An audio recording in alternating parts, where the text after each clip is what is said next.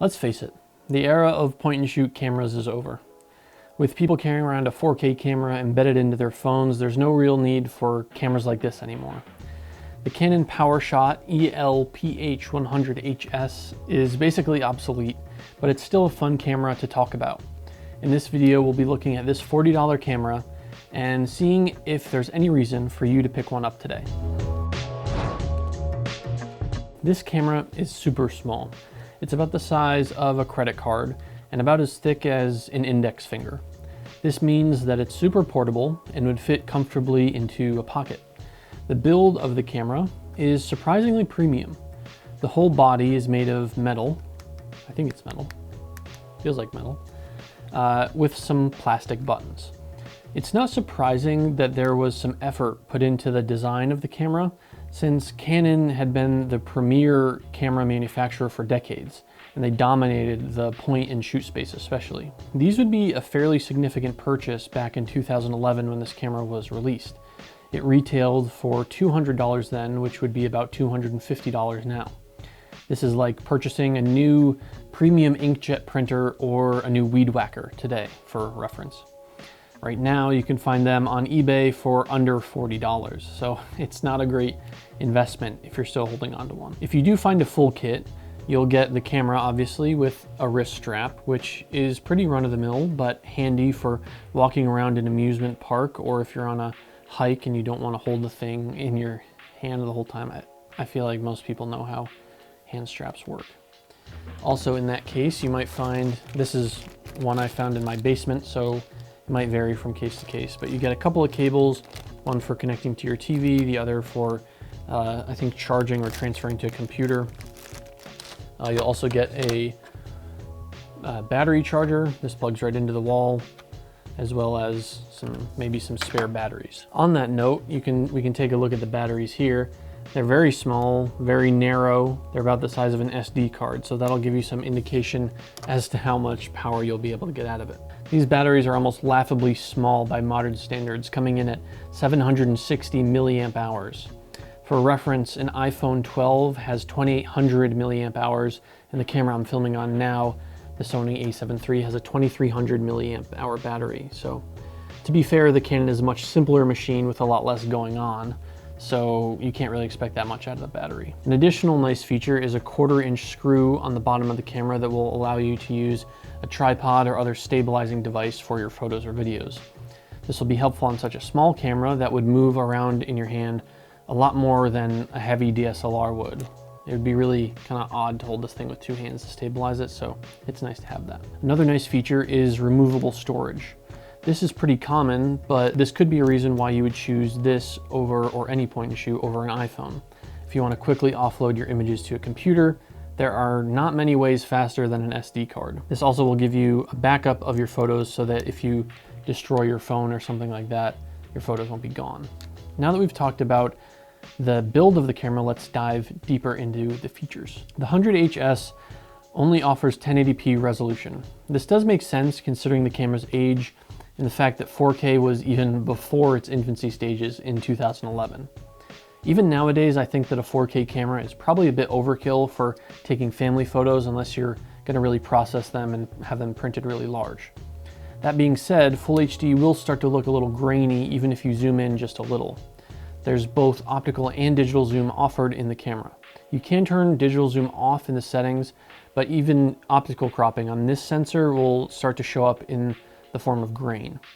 You'll probably want to avoid going crazy with the zoom if you'd like your photos to reproduce nicely in print or on a big screen like a TV. The total resolution is 12.1 megapixels, which is comparable to the size of images on modern iPhones like the 11 and 12.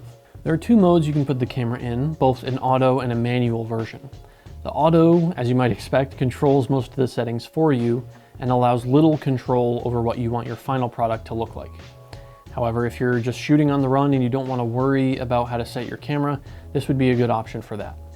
While with manual mode, you get a lot more flexibility. You can change the focus mode to macro, normal, or infinity, which will allow you to stylize your shot. Like if you're taking a picture of a ladybug on a flower, you want to use macro, or maybe a sports game, you would use infinity. So it'll set you up for getting optimal shots depending on how you use it. You can also get exposure control, which will allow you to purposefully over or underexpose depending on the environment. That will help you get a little bit more prepared for shooting environments. There's also things like flash control, but that's basically all you get access to in terms of functionality for shooting. There are additional options for shooting, like a shutter timer, aspect ratio changes, image size, compression quality, and movie quality. You can change some video settings as well, like the resolution of your video. This will, as it turns out, affect how long you can record for. The longest you can go is about an hour. This is actually longer than the camera I'm recording on now, because I think if you go over on certain types of cameras, the manufacturers have to be taxed on them differently. So I think the limit is like an hour or maybe a half hour. The taxes start to go up on those cameras, so most of them are kept under 30 minutes. I don't really know where this shakes out into all that taxation business, but if you drop down your resolution to the lowest, which is 320 pixels by 320 pixels, which is absolutely tiny, you can get almost an hour of recording time out of this camera. This is, like I said, miserably small and very low resolution. So to give you an idea of what I'm talking about, the video you're watching right now is recorded in 4K, which is 4,000 pixels wide. That is more than 10 times as large as the video you would get if you recorded it in 320p. Unless you're recording a podcast or a time-lapse, you probably shouldn't use this format.